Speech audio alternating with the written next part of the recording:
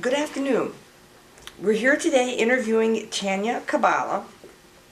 We're at Whitehall, City Hall in Whitehall, Michigan. The date is May 28, 2013. My name is Debbie Hayes, and my relationship with Tanya is that we are friends and colleagues, and I respect her probably more than any other woman that I've met in this area. Also working today is Oscar Osbo, is our videographer. This interview is being conducted for the White Lake Environmental History Project. Tanya, did you agree to sign the interview release form? Yes, I did. Thank you very much. Before we begin, I would like to say that Tanya is considered one of West Michigan's best known and most influential environmentalists. Tanya has been involved in environmental issues in the White Lake area for more than 20 years. Tanya, tell us where you live right now and where you have lived in the past.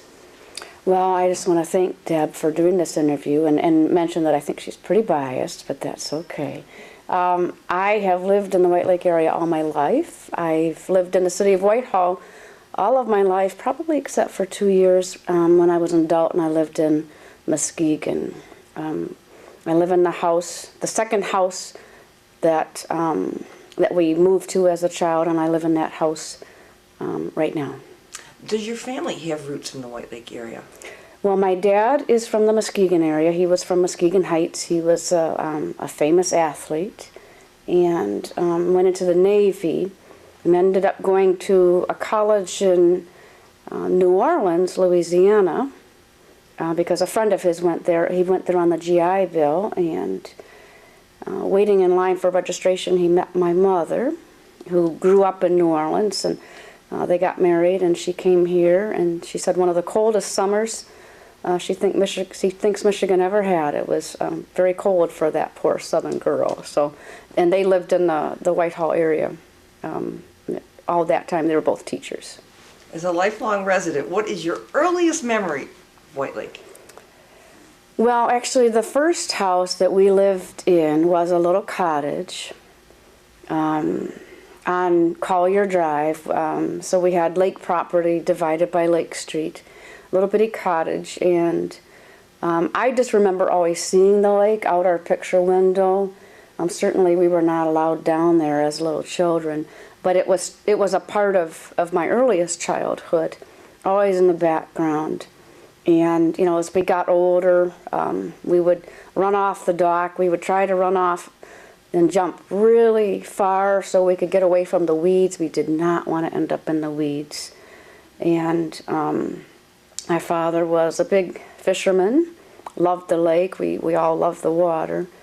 And, you know, it was always kind of a big part of my life starting back then. Did you ever think back then that the water might not be just perfectly pure for you to play and swim in? Oh, I don't think any of those thoughts entered my mind at that age, or probably other people. I remember taking swimming lessons, maybe through the Rotary across the lake at Maple Beach, and remember that the lake was absolutely pea green with algae. But I don't remember anybody ever you know, being concerned about it. It just certainly wasn't a fun experience. And I was a real quiet, introverted child, so, you know, I wasn't a huge outdoor girl, you know, except for I did the usual things that kids did, you know, ride around town on your bike and take walks. But often you would find me off in a corner with a book. I was someone who was kind of off by myself a lot as a child. At what point did you become aware that White Lake had pollution problems, and how did you become aware of it? Well, I do remember probably when my two kids were fairly young, probably not, you know, more than 5, the both of them, and I remember reading articles in the paper, kind of going back and forth on the question of whether or not we should eat fish from the lake. And considering the fact that my dad was an avid fisherman, I remember thinking about it and wondering why, you know, why the back and forth. But I was a busy young mother, and you know, didn't explore the issue much farther. Do you remember in the paper who brought up the fact that the fish might not be good to eat? Well, I remember it was the Department of Natural Resources, the DNR. That was the agency that was named in the articles, but I really didn't have any knowledge of environmental issues, environmental agencies. I graduated from high school in 1977, and the big hooker chemical furor was in the late 70s, and I'm surprised to think back that was not a topic of conversation for my family. Both my mom and dad were teachers. We read the newspaper, and we paid attention to issues, so I can't really speak to why we didn't pay attention to that issue. What was the catalyst then that really got you going on the environmental issues and pollution in White Lake? Well, I certainly always cared about White Lake and the White Lake area, and as an adult, continued to live in the White Lake area. And my mother also, was always talking, about the beauty of the lake in the area and how lucky we were. And as you get older, you start realizing that that's really true. That we're very fortunate to live here. It was after I had kids and I was starting to use paper plates and plastic cups and plastic diapers. This is embarrassing to admit, but I started wondering where all the garbage that I was creating with my new family, where it was going. I put it out on the curb and, saw the garbage truck take it away, and, it dawned on me that I had never thought about where it was going. So I started thinking, maybe that's something I should know more about, and I had heard rumors that we were going to have a recycling center or something in the White Lake area, and I, of course, was still a big book reader and often would go to the library, and the staff knew me well, and they, I would ask them, what have you heard about the recycling center? And one day they said to me, there's a lady who always talks about environmental issues like you, Tanya, and we think you two should talk together. And that was Margie Hampel, and she and I sat down, and we thought, kind of naively and innocently, well, we should start an environmental group. We didn't have a clue what that meant. And so that's really, it was quite by accident, but probably not. And what year was that, and what was the group called, and is it still in existence today? Well, that was 1989. And I had a girlfriend that was working with me. She no longer lives in the area, and so we thought, okay, we both had 2 young children, and as much as we loved being mothers, I think we were feeling a little intellectually limited, and so we thought, okay, let's start this environmental group, and we started kind of looking into issues, and we invited Wint Dahlstrom to sit down with us, Margie Hampel and my girlfriend and I, and at first we were quite taken aback by him, and we thought, wow, pretty high-powered and hot-tempered. And he said, what are you doing about the landfill? The landfill is expanding. And so we just quickly jumped into the issue of the landfill in Whitehall Township expanding. And I found myself, my girlfriend and I found ourselves up in front of a couple hundred people who were upset about it. We were demonstrating, we were giving interviews to the media. I, would be demonstrating with my daughter in a backpack or a front pack, and we became very interested in the issues. Wint was our mentor. We talked to him every day, and he provided us with information to learn from, and that was the beginning of a group called Concerned Citizens of White Lake. Did you have backing of the city? Well, it was not from a governmental standpoint, it was not a popular issue. We went to different governmental units, and they basically said, we don't have any authority over Whitehall Township. We need the landfill. We need a place for our garbage to go. What do you all think you're doing? We need a place for our garbage. And what's interesting is, several years later, when I was reading the law, I realized that, we did not really have a leg to stand on. The law was written such that if a landfill had already been permitted and wanted to expand, if it met certain criteria, it was pretty much a done deal. Of course, I didn't know that then, and I kind of wonder if Wint knew it. But regardless, it got everybody passionate and involved. And from there, I started kind of awakening to the other issues in the community, finding out that we actually had places that were polluted. And that was really quite upsetting for a while, because you live in a place and you realize that it's different than what you thought, you know, and certainly when you realize it's polluted, it's kind of it's not a good feeling. It's you feel, you feel different about where you live. Did the Concerned Citizens Group also wrap their arms around these other pollution issues that you came up with? Well, what happened is, what often happens with groups is, there came a time when my girlfriend and I kind of had a different approach than Wint. And so two groups were formed, and that, like I said, that often happens. We had kind of started to push for recycling, and Wint's group started focusing a little bit more on the recycling issue. We continued to pursue the landfill issue through the County Solid Waste Planning Commission, which was a fairly bureaucratic, time-consuming, kind of boring issue for many people. So what happened is we had several hundred people when they thought that we had a chance to fight and stop the expansion of the landfill. And when that kind of changed and we ended up more looking at the issue from a policy perspective, the group was a lot smaller and it was split. There was Wint and Betty's group and our group, and but still there were a number of us who were fairly obsessive with it, and I ended up, I called all kinds of groups and asked them for help. That's just what you do when you're starting out as a local group. And I was very happy that one group based in Chicago was very helpful. It was called the Lake Michigan Federation. They'd been around since 1970. And they let us know that actually White Lake and Muskegon Lake were Great Lakes areas of concern because of pollution issues, and that there'd been a cleanup plan written, and that was news to me. I thought, wow, you would think that I would know that. And what year would this have been about? This was still 1989-90.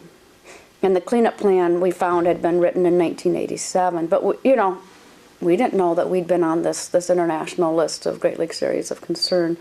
And so we kind of, my girlfriend kind of dropped out, and, the group kept getting a little smaller, but we worked on several issues. I know Coke Chemical at one point wanted to expand, and we kind of pushed back against that successfully.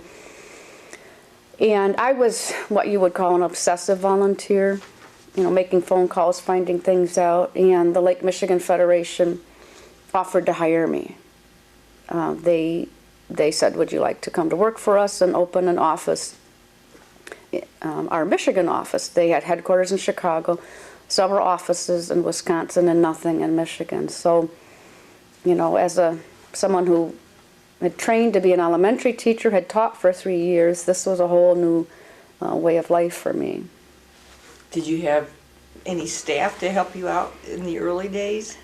Well, it was a small start. I had a little bitty office in the Frohenthal building, just a little bitty walk-in. I was the only person. It took a year for the group to get money to hire me. And I remember a lot of people saying, oh, it's not going to happen, Tanya. And, I just kind of hung in there. And after a year, they pulled together the grant funds to hire me. So I had a little office. Somebody trucked up an ancient computer that I was never able to access the internet with, but I was able to word process. And I begged them to get me a fax machine, because that was the state of the technology. People would call and say, I'd like to fax this to you. And I said, I'm sorry, I don't have a fax. So it's kind of interesting to think back that, the technology was quite a bit different. It was a lot slower. We actually used mail, the mail system. And you know, it was very exciting. I learned everything by doing it. And, but it was very challenging to be a one-person office because people expected you to do a lot more than you could. And after some time, I kind of fussed about it to my headquarters and said, you know, when am I going to get some staff? And they said, when you learn how to write grants. And if you want to keep that office open for you, you're going to have to learn how to write grants. So I learned how to write grants very quickly. And over time, ended up with an office that had 5 people in it. So those early frustrations really were a blessing in disguise because it gave you these other talents that you now have and use on a regular basis that you might not have learned otherwise. Well, it was a learning experience, and I, you know, I firmly believe in not having everything handed to you because, you know, the experience of learning and the motivation for learning. My motivation was I wanted to keep my job. I wanted to keep doing what I was doing, and you know, so it was a lot of work. What was accomplished from that time? Well, you know, a lot of things initially were really just putting out viewpoints and opinions. So I might show up at meetings and offer testimony or, you know, raise issues at a meeting on a contaminated site. Because at that time, I was focused on more than White Lake. You know, I was focused on, you know, Lake Michigan and in particular the Muskegon area in West Michigan. So I would show up at a meeting on, you know, a site of contamination in Muskegon and ask questions and raise some issues, and worked with people in the Muskegon area. There were some good people. Worked on a project with industries, several industries, and we were looking at reducing waste. A lot of public education programs, and you know, one major focus was Muskegon Lake and White Lake. When I, you know, before I even started working for the Lake Michigan Federation,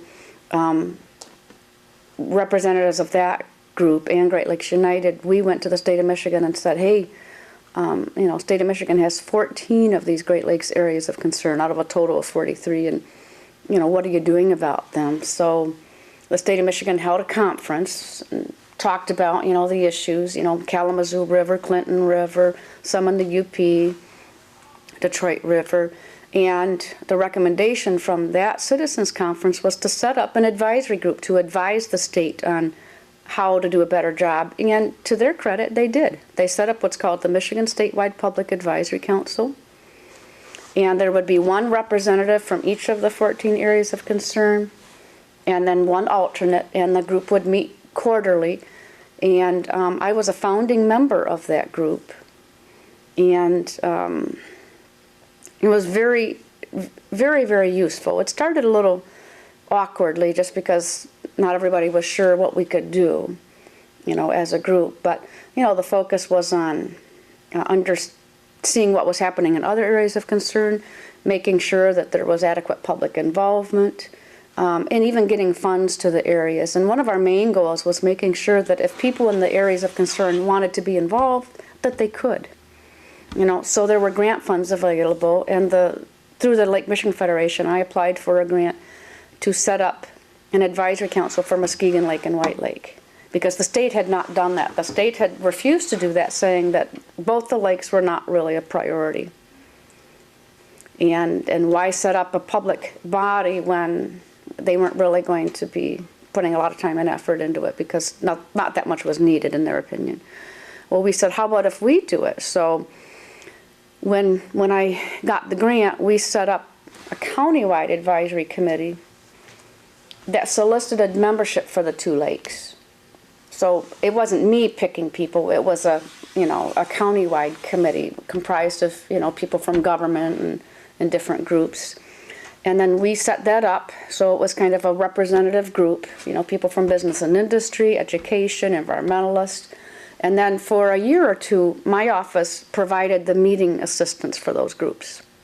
So we, you know, arranged for the meetings, did the minutes and things like that. And what was kind of neat about this was the state saw it and thought, okay, So they hired a group to come in and rewrite the original cleanup plans that had been written in '87. And so then we were able to work very closely with that group.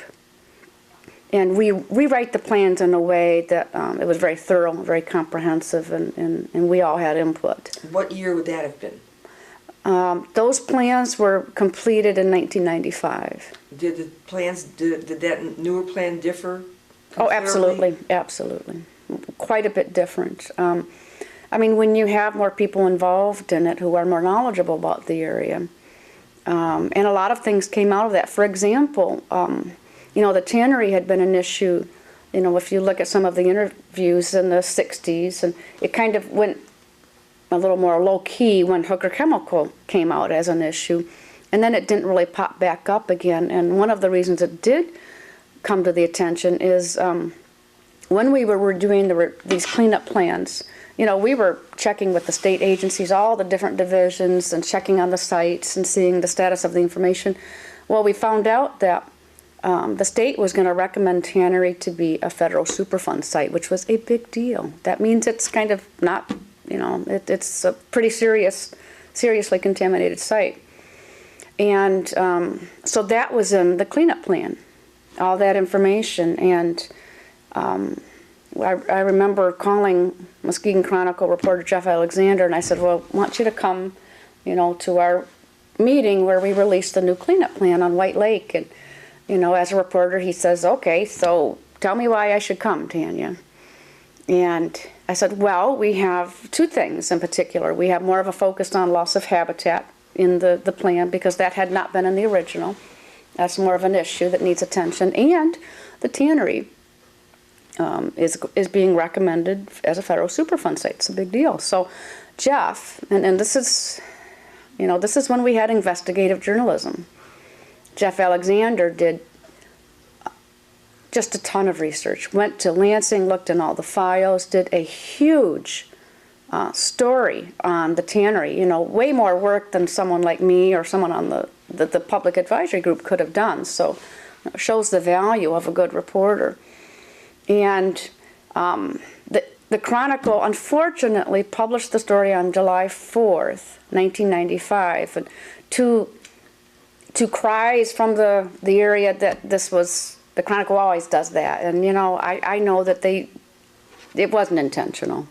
They were just waiting until they had space. But it just probably didn't hurt because it hit like a lead balloon.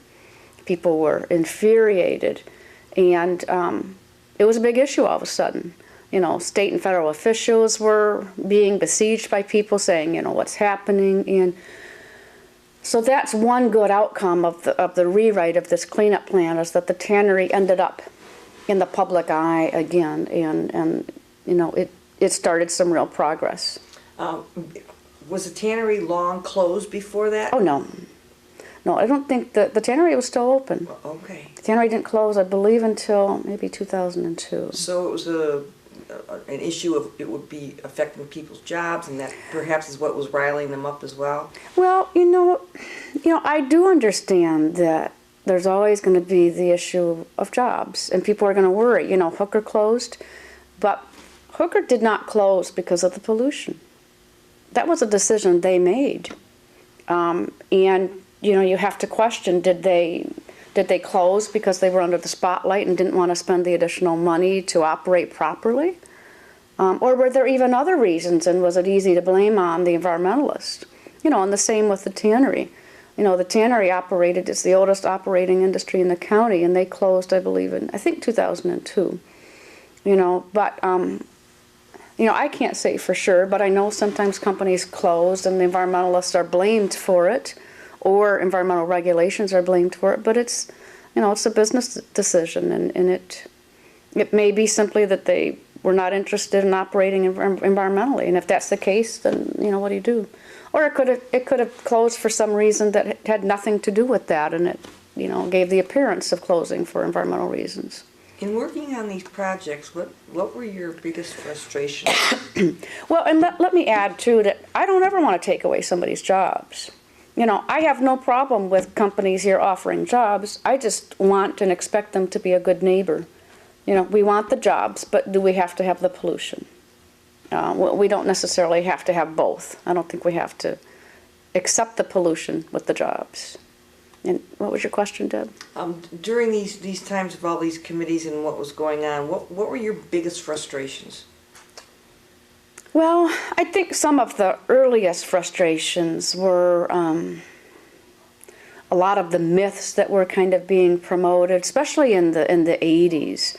You know, the 80s were a time of, you know, rolling back regulation, and, you know, I'd go to meetings where, you know, I'd hear a lot of things that were really untrue about our environmental laws and how they were so strict, and, you know, these companies were having to, you know, especially with cleanups, having to clean up to pristine days, and, you know, if you knew anything about it, you knew that wasn't the case.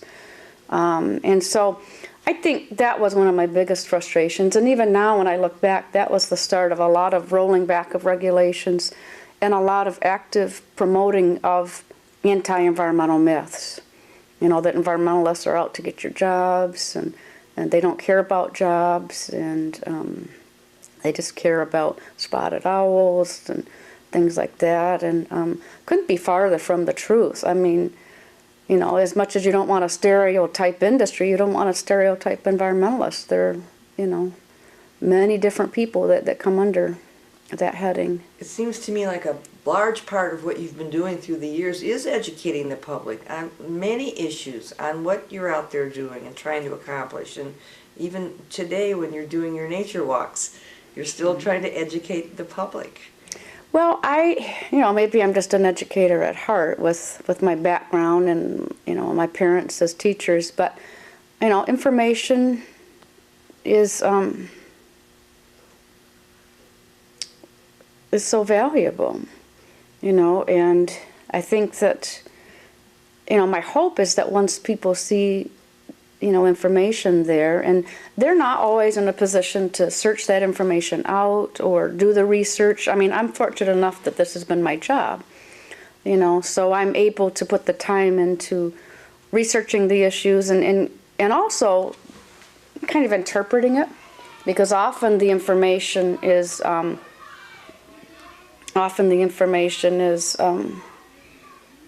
presented in such a way that's hard for a layperson to understand. But the other piece of this is that I fully believe that people have the right to be involved in these decisions. And I think they have the responsibility, you know. So if I can help by providing, you know, the information, and they can make up their own minds, you know. But I want people to be a part of things. I want people to understand that they don't have to be a scientist to participate in these decisions, because I'm not. What sparked the White Lake Environmental History Project? Well, I've been involved with the White Lake Public Advisory Council since 1992. I helped to found it, and I was the chair for 9 years. There's been a core group of probably a half a dozen people who've stuck with it, and then the neat thing is people have been in and out of the process in that 20 years, helping when they can, you know, if they have some free time, you know, retired people or people who have some time to give to us. And people have always participated by coming to meetings and writing letters. And, you know, I don't think people realize how important that is. If you have a meeting about an issue and you have one or two people show up, you're showing the media, you're showing politicians that nobody cares about that issue. But by being a person who attends, and you're one of 50 or one of 100, you're sending a message to your elected official and to the media and to other people that this is important. So, you know, those things that seem to be little are not really little. But over the last 20 years, we have been able to make a lot of progress at cleaning up White Lake. It's not perfect. You know, the metaphor that I like to use, I didn't make up myself, is that we can take it out of the general ward in the Hospital of Lakes, and, well, we can take it out of the intensive ward, and then we can put it into the general ward. So we're going to be like other lakes. You know, it needed a special boost, a special cleanup. But, you know, I've become fascinated with what happened here. And, you know, like I mentioned, I was not fully aware of all of the specifics, and certainly some of the things happened when I was a young child. So I'm curious to know more myself. But I also think when I look back on it, it is probably one of the biggest events in our community's history. You know, so to the extent that we can understand it a little better, know the full story, and then also know what's happened as far as the recovery, which I think is a big deal. I think we'll be better off for that. Were you the one who started the Environmental History Project? Well, it was my idea. Years ago, I was asked to give a talk to ninth graders when there was going to be a dredging in the lake related to Hooker Chemical, and that's when I realized I really didn't know the specifics. So I went into the vertical file of the White Lake Community Library and I read through all the clippings, and I was just kind of enthralled with the story. And I thought, wow, this is just your classic jobs versus the environment, you know, people with passion on both sides. And I thought someone really should write a book about it. And then shortly after that, I saw a silent movie done by David Ruck, a friend of my nephew's, Nate Hussey. And I asked Nate, I scrounged together some money when I worked at the Federation and said, you know, how about if you do a video on this story, and gave him all kinds of information and contacts, and all of a sudden he went to work, and I think he was quite young, in his early 20s, and then he came back to me and he said, well, hey, Mrs. Cabala, I'm done. And I'm thinking, oh my gosh, I haven't even looked at it, and what have you done? And so he's quite a go-getter. And so I looked at it. I made a few tweaks just for accuracy, but I was really, really impressed with what he did. It was a tremendous job. And he called it, "This is not a chocolate factory," because when Warren Dobson, the Hooker Chemical Company worker that blew the whistle on the company, when he would complain to his bosses about, you know, pollution and what they were doing, they would say to him, well, now, you know, this is not a chocolate factory. You know, so it's a tremendous, well done film, just about 30 minutes. And, you know, but ever since that's been done, I have had a very strong interest in knowing more about our story and telling our story. And a couple years ago, a reporter from the Detroit Free Press was kind of looking into the issue, and he did quite a bit of research, and I said to him, I said, gosh, maybe you should write a book. And he said, well, you should, Tanya. And that just made me think, and I thought, you know what, why not? What's happened is it ended up being, the first stage is this digital resource collection, you know, where we have the oral history interviews, we have materials, and kind of catching the attention of the community. The next stage, hopefully, if we can find additional funding, will be funding to do more oral history interviews, more gathering of information, and then, you know, hopefully the writing of the book, which would actually start even beyond the chemical manufacturing era, go back to, you know, the logging, the Native Americans, and tell the factual story of what happened up through recovery, but also use what we have gotten with people's stories to make it into something that people want to read. With all the people who have been interviewed and all the different stories that have come out, was there any aha moments during these interviews that really intrigued you? Well, there were a lot of surprises for me. You know, I remember when I was interviewing the Jane Hanna, Bev Hunt, and Jim Casino from the Blueberry Ridge subdivision, I thought, I never knew that that Brett Hume came here and stayed here for a couple days and then did a big national news story. I didn't really know how they got their drinking water from Hooker Chemical. And, you know, there were just, I certainly didn't know how some of the workers felt about it, because that was always, in some ways, a taboo topic. And so, you know, some of the people who worked at the companies, you know, graciously agreed to be interviewed, and it was very interesting to see their perspective. You know, I didn't realize, for example, that during the Depression, the tannery didn't lay off any people. These were still good jobs for people in the area during a really tough time. And also when, you know, Hooker Chemical came, that, and then DuPont, you know, that it was viewed as a very positive change for the community, and it really changed the community. It brought in people with education, and it kind of, you know, increased the diversity somewhat, and both of the schools expanded.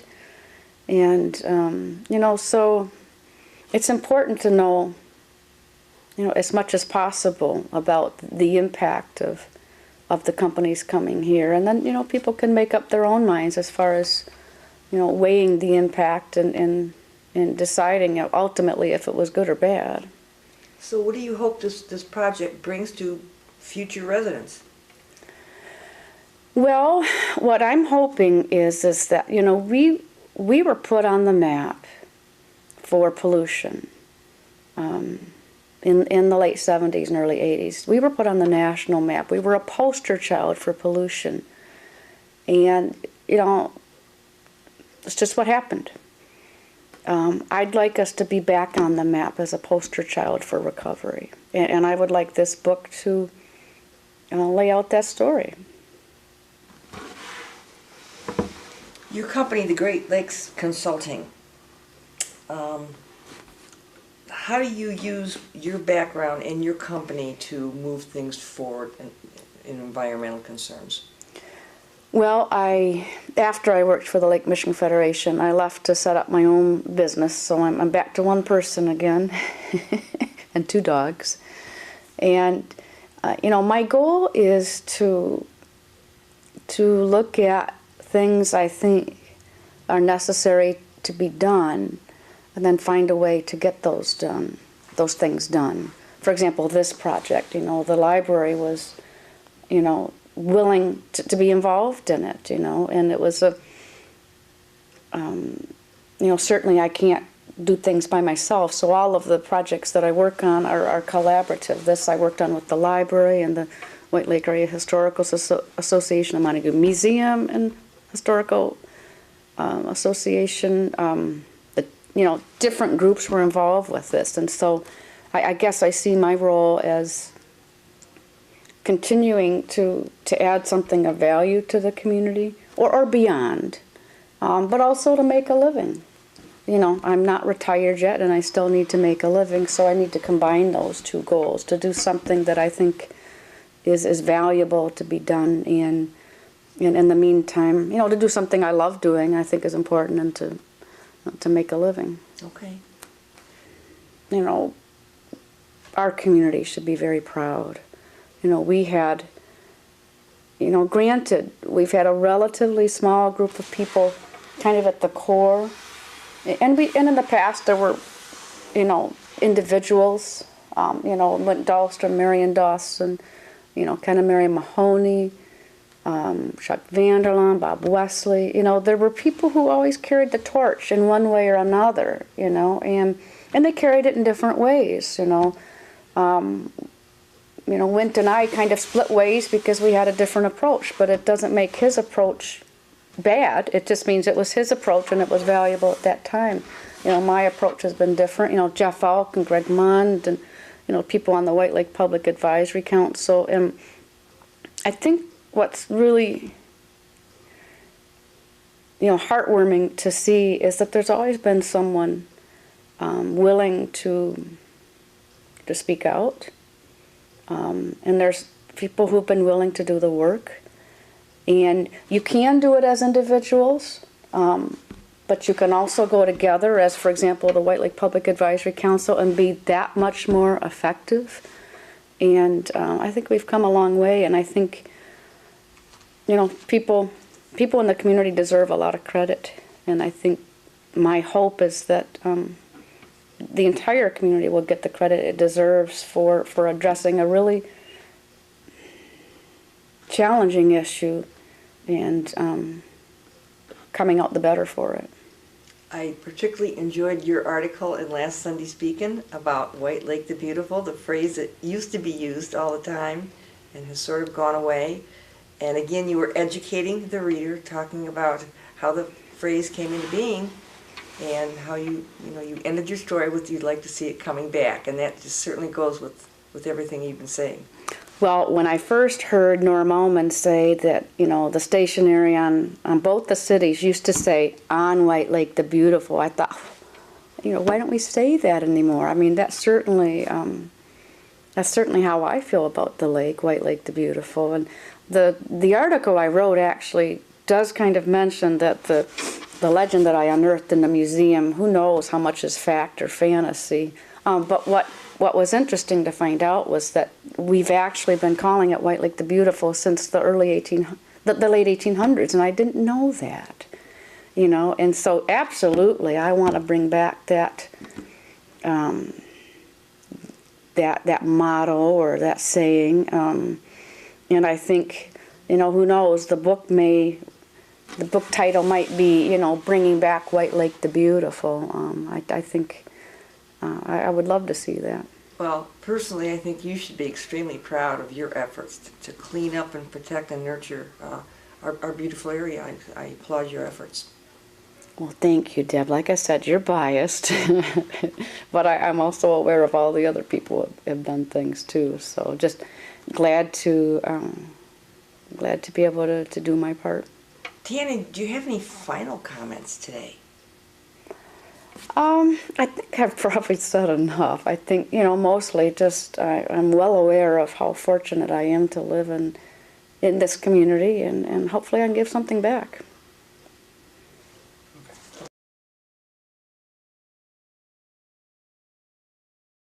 When my two kids were fairly young, probably not, more than 5, the both of them, and I remember reading articles in the paper, kind of going back and forth on the question of whether or not we should eat fish from the lake. And considering the fact that my dad was an avid fisherman, I remember thinking about it and wondering why, why the back and forth.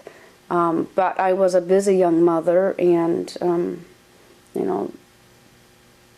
didn't explore the issue much farther. Do you remember in the paper who brought up the fact that the fish might not be good to eat? Well, I remember it was the Department of Natural Resources, the DNR.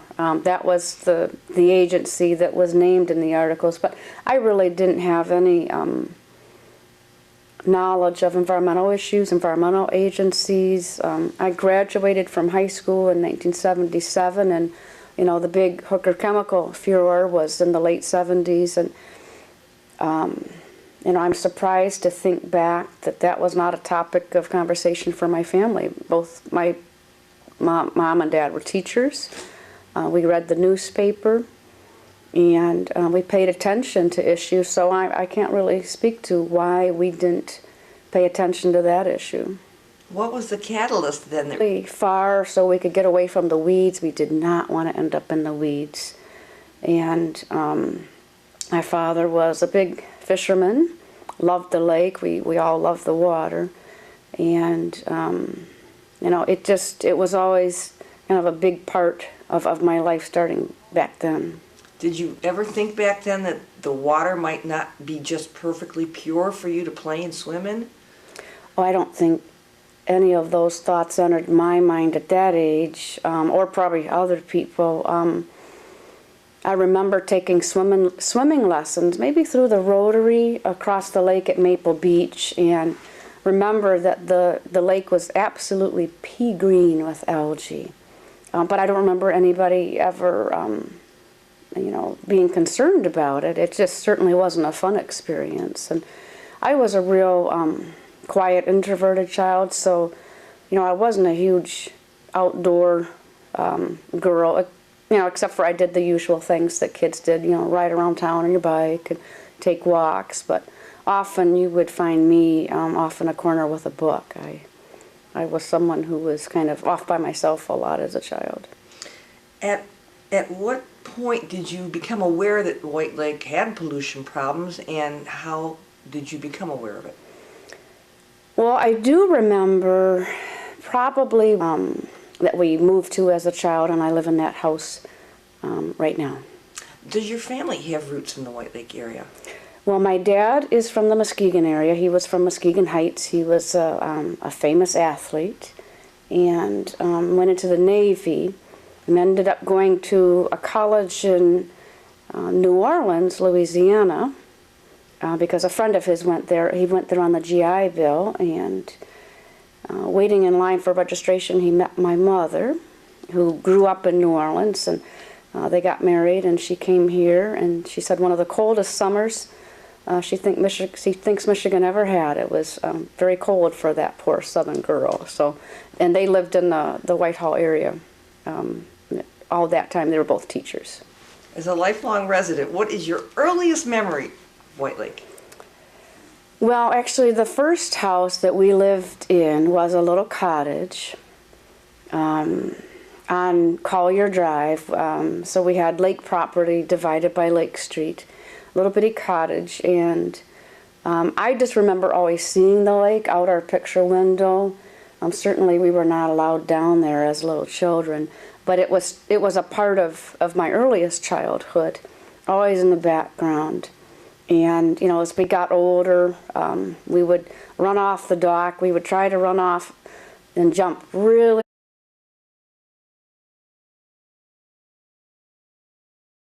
Good afternoon. We're here today interviewing Tanya Cabala.